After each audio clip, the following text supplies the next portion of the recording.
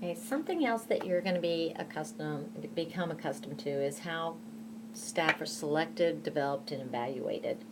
So, if the quality of care is dependent on the quality and talents of staff, selecting, developing, and evaluating staff is actually a fundamental and critical part of the process. This is usually the responsibility of the manager and involves the staff input as well. So staff are asked for their input. It's not just the manager's decision. This is from your textbook, and it's the theory of roles. So this information puts the idea of how selecting, developing, and developing staff into a context of a role theory. So you can look that over. A role acquisition, this is how someone takes on a new role. This aspect focuses on how to perform and what is expected. Role clarity refers to distinguishing the role from that of others. So this is an aspect of role development, and it refers to task as seeing how the role of a staff nurse is in a hospital A, and how does that differ from the staff nurse in hospital B. It can also relate to what differences exist between serving as a charge nurse as opposed to being a staff nurse or nurse manager. So many people think of this aspect as more of a clarification of whose job is what. Role performance relates to how the role is actually enacted. So legal and organizational parameters are established by law and the employer, but the insight of the role usually comes from the individual. So when differences opinions arise between two staff members about what to do next or how to approach a problem, these differences may be coming from how an individual believes he or she must perform his or her role. So again, there can be a role conflict going on there as well. Who does what? Who is responsible for what?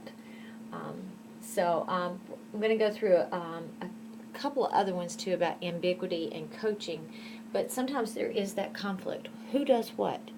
Who's responsible for here or there? At my old hospital, I was responsible for this, but when you come somewhere else, maybe somebody else is responsible for something. That was the same role you had in the past, and now it's not your responsibility. Role ambiguity causes confusion and misunderstanding, and it actually can halt information or at least impair it.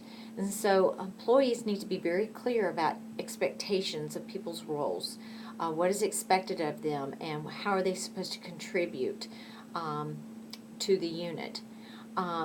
Acquisition of the role is very time dependent, and so knowing what is your responsibility for that position and what is expected of you is going to be very, very important.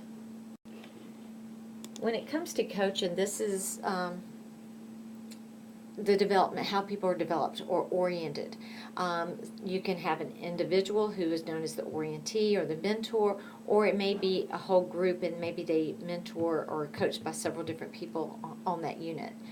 It does help with team building because you become part of a team, and it also helps you to have optimal performance. And what they mean by that is everyone has their own strengths, and so you can pull from each person's strengths. And then also too, you get to learn how the behavior or how the manager operates, and so that can be very helpful as well. So how do you avoid role issues? Be wise about who you choose. Make sure that your staff is being developed and become a team, and you utilize everyone's strengths, and everyone is treated and evaluated fairly. So the acquisition of a role is time sensitive. The role of the manager and other staff, such as a case manager and all the staff, all that relationship should be very open and honest about how each role is seen, what the expectations are of each other, and whether or not the performance is going to match the expectations. Maybe you had high expectations for someone and their performance is not what you had hoped for. So again, this can cause a lot of issues. So it's very important that you understand who it is that you're hiring or who you're working with. There's two critical points about position descriptions, and it's that it must reflect current practice guidelines, and other staffs must be supervised and their descriptions of their responsibilities. So position descriptions have to be analyzed on a regular basis to be sure that they reflect what is accurate for practice expectations. If they aren't reviewed on a regular basis, they must at least be reviewed before a position is opened for applicants to see if this is really what the needs are, or maybe you need to add to those needs. Advertising one thing and then really expecting another puts actually your organization at high risk. Whatever position you hold, you need to understand position descriptions beyond your own to be sure that you are working appropriately within the full context of the position and other positions, especially if you're going to be delegating as well. So that can be very, very important. As far as the manager's role, position descriptions play an important role in each of the areas of selecting, developing, and evaluating your staff. As I stated before, position descriptions must be reviewed before applicants for position are seeked out. A set of standard questions should be used with all the applicants, and these questions should derive from the position descriptions. The purpose of this is that the interviewers should be able to garner information that can be compared across candidates to determine the best fit of an applicant with the available position. When you're developing staff, position descriptions are going to serve to guide the educational efforts.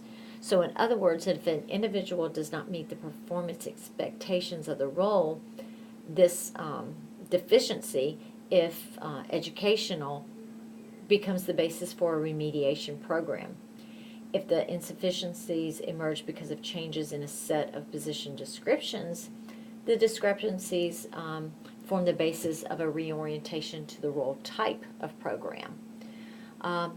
If an individual is changing positions, differences between the two position descriptions indicate where coaching or professional development needs need to be geared. When you're evaluating staff, obviously this has to be based on common understanding of what performances should be. Again, position descriptions form the basis for determining how able an individual is in meeting the stated expectations. So for an example, a group of nurses is not meeting a particular expectation. The manager must ask if institutional failure did not make clear what is expected of them, or if some disincentive to perform the role function was present. So the manager should also consider if some change occurred that basically caused the position description to be outdated. So each of these areas require that the manager is actively engaged in the coaching process. Why do you need to know that? Because you are going to be in that same position. You're going to be looking at job descriptions and finding out what are the expectations of you. And so it's important that you know what goes in behind that when they're hiring you as well. A little insight here about the interviewer. They're going to look over everything you have sent in, and they're even going to look at spelling, grammar, your application, your history, where you've worked before, or if you've been a job hopper.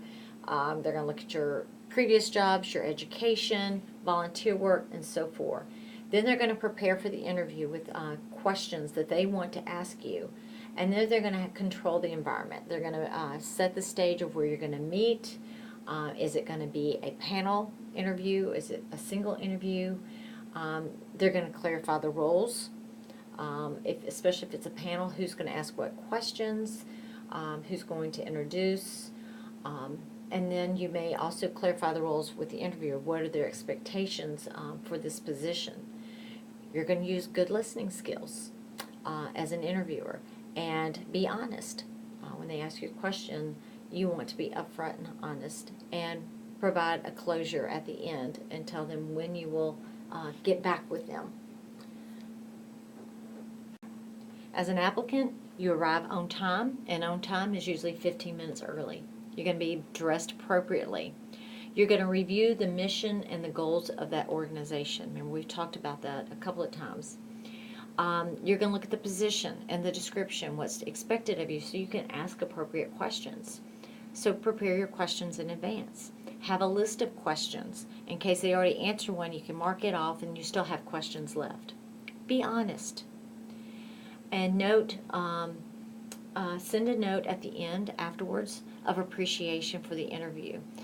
You can send it as an email, as a quick one, but it's also good to also send a thank you note in the mail.